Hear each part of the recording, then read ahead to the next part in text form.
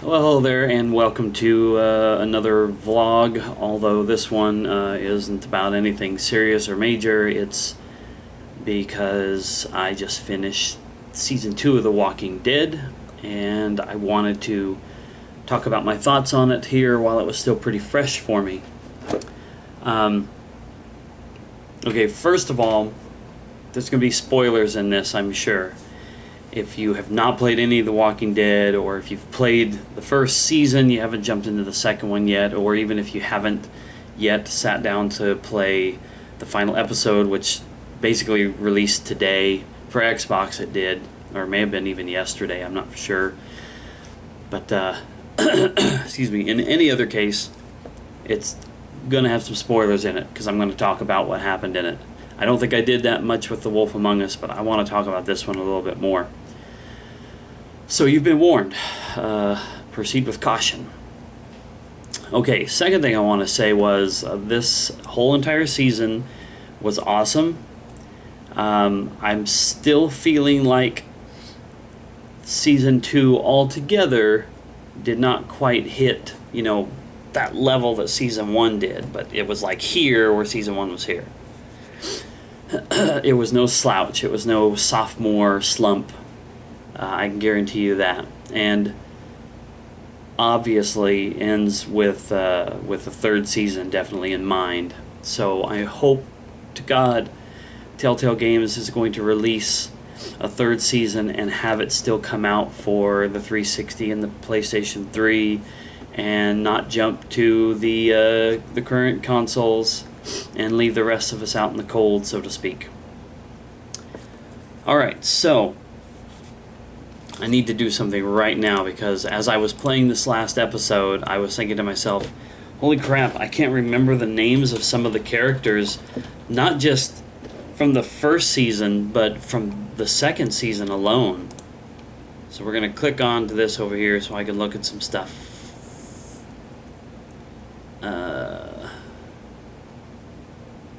Let's see. Wow.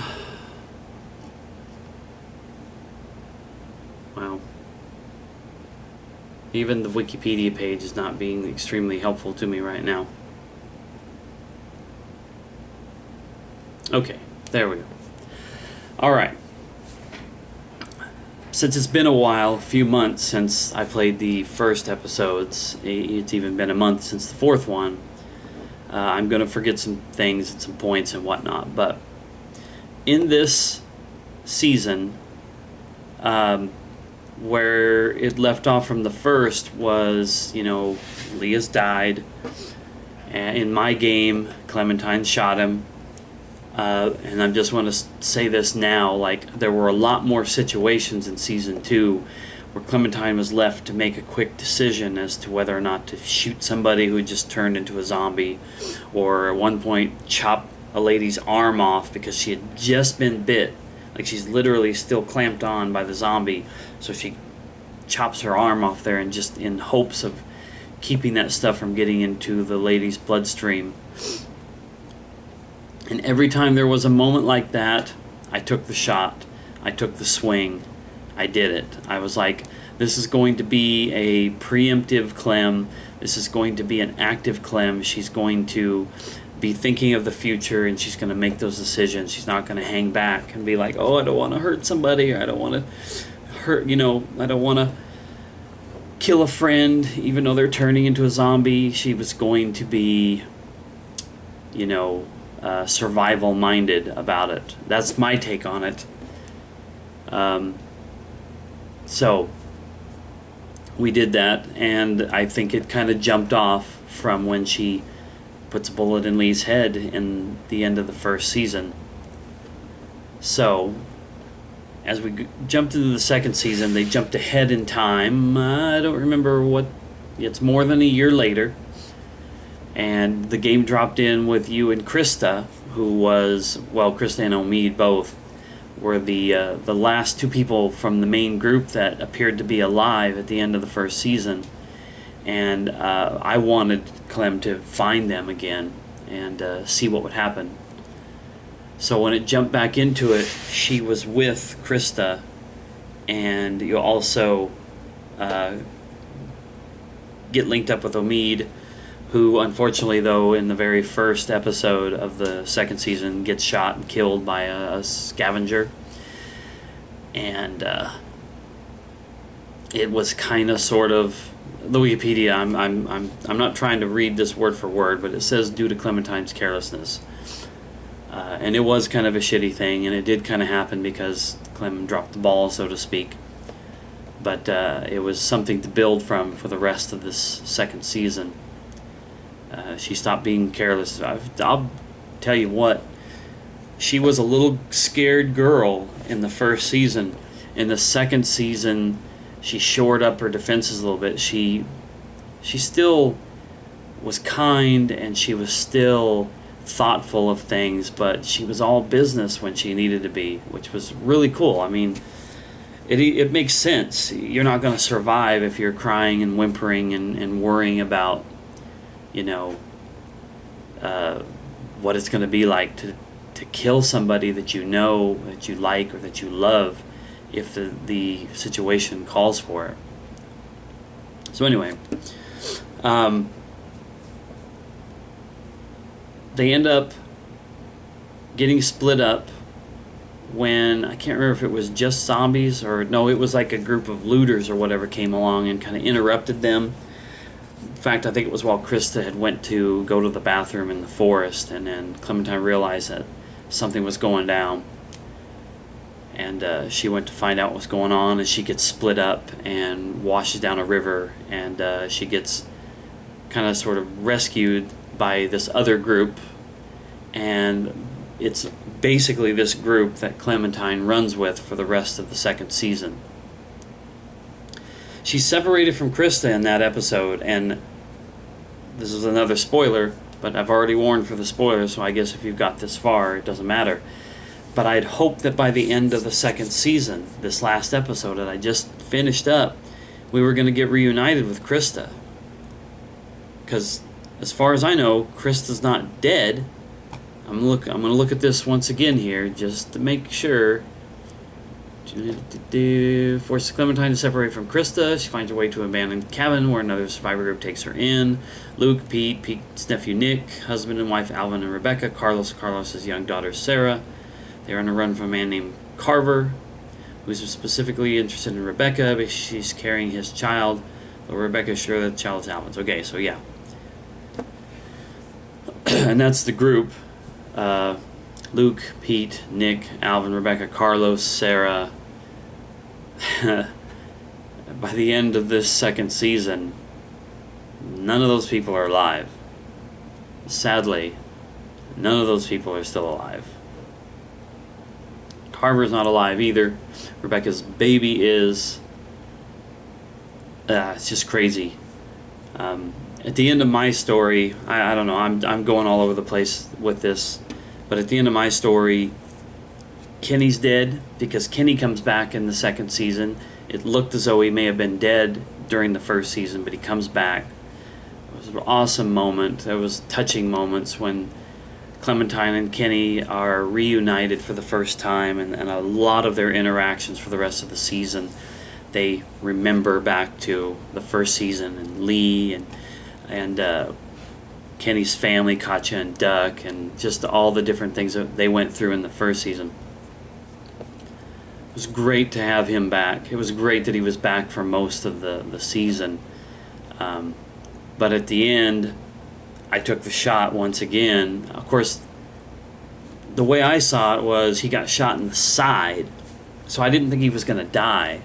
Then they started talking, and he was like, he knew he was going to die. He started talking about how he was going to be free, and Clementine tells him he's going to get to see Katya and Duck again.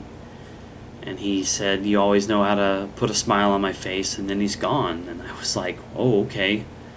I mean, I figured when I took the shot, it was going to be headshot to make sure he wouldn't come back as a walker. And so when he was talking and all that, I was like, oh, well, maybe he's not done. You know, he's beat up, he's shot to shit, but maybe he's not gone. But he was gone. And then they find out that Jane did it to try to prove to Clementine that Kenny was just out there. He was just too broken, too far over the edge. And Kenny probably agreed, but it made me mad, and I ended up making a decision there at the end to walk away from Jane with the baby.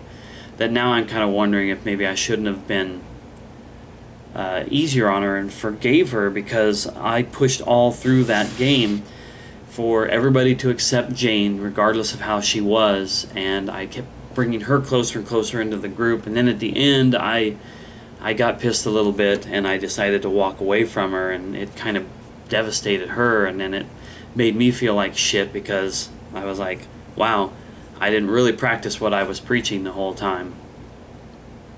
I'm sorry that I'm jumping all over the place. It's what I just played is a lot fresher in my mind. But that man Carver, of course, he came and found the group, and we were trapped there for at least one episode. I think it was episode 3. But in the end, we were able to get away, and Kenny just myrtleized Carver for the way he treated Kenny and everybody else. And it was another one of those hardening moments where, Clementine saw the harsh realities of things. I don't know, it's hard for me to place myself in that situation, but I kind of think that a guy like Kenny is almost necessary when shit like this goes down. You almost have to have somebody who's just ruthless and cold-blooded and who snaps at times, because he's one of the most vigilant characters in the whole game in terms of always trying to keep going, keep trying to survive, keep scrounging for supplies, being mindful of the outer dangers like the zombies, but also the inner dangers and people who are selfish, people who are only looking out for themselves. He always thought about the good of everybody, even if he was a bit of a hothead. But yeah, so they broke out of the Carvers thing. They got a little split up, and they kind of came back together and found a place for Rebecca to give birth to her baby, who, at least in my game, I don't know if that's his name in all of them, but he ends up getting named Alvin Jr. because he's a boy, so they name him after his father, or at least who his mother was hoping was the father. And the baby kind of becomes the new focus on everybody, trying to protect the baby. It's one of those, what they call it, the suspension of belief or disbelief. I always get the two concepts mixed up, but like, you're not supposed to be like, oh my gosh, they couldn't just walk around in a blizzard and a baby would be just fine. The baby wouldn't be crying all the time. His poor little face is poking out of his little swaddling clothes, and he'd be getting frostbite all over him. It's just a game, and you have to kind of go with it for a little bit.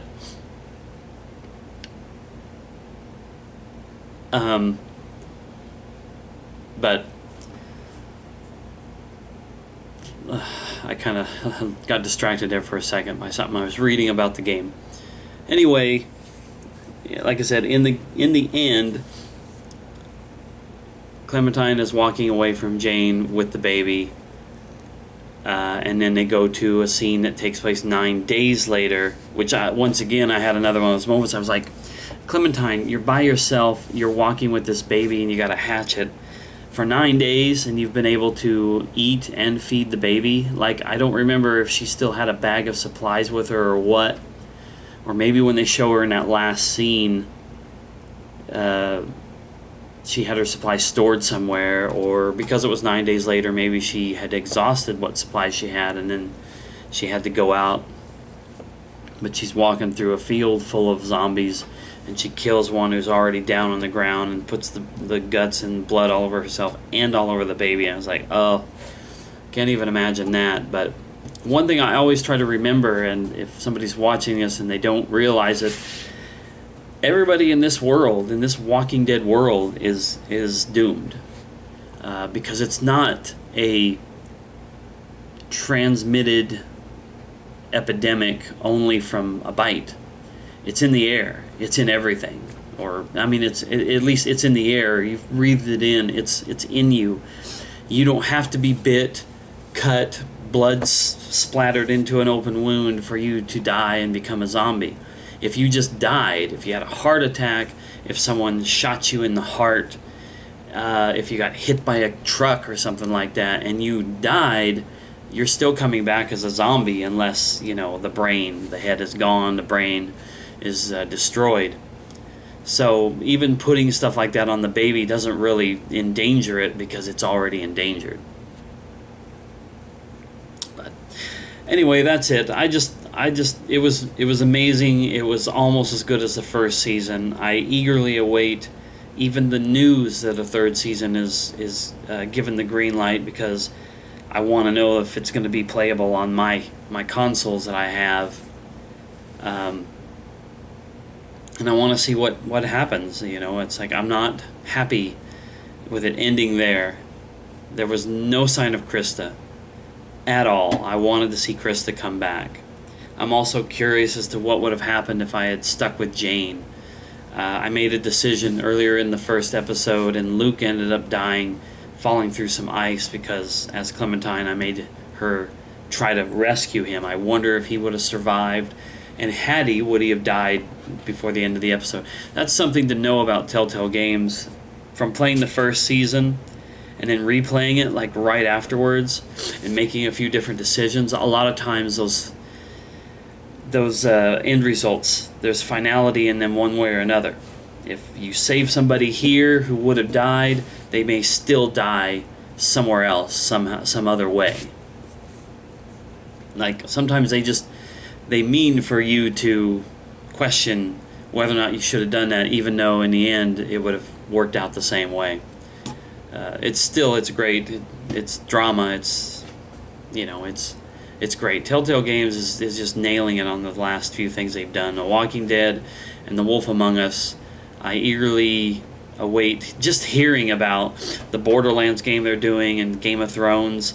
I don't like the Borderlands game, so I won't be playing their version, their Borderlands tale. And Game of Thrones is something I want to read and watch the show, so I'm not going to play the game until I've done that. So for right now, Wolf Among Us and The Walking Dead are my main sources of Telltale Games, although I do have the Back to the Future game on my PC, which I'll probably play one of these days, but Walking Dead is where they hit their stride. Alright, I think I've blathered on enough about this. It was amazing. Telltale Games, you're awesome. Thank you for not only a great game, but something that gives all the YouTubers that I love a lot of great material, because I love seeing their reactions and what decisions they make, and it's like playing the game over and over again. So thank you to them for an awesome game. Thank you for watching. Play this game if you haven't. Play The Walking Dead and The Wolf Among Us. If you like storyline games, you will not be disappointed. If all you like is action in games and pressing buttons and skill and headshots and all that shit, then don't play it, because it won't be for you.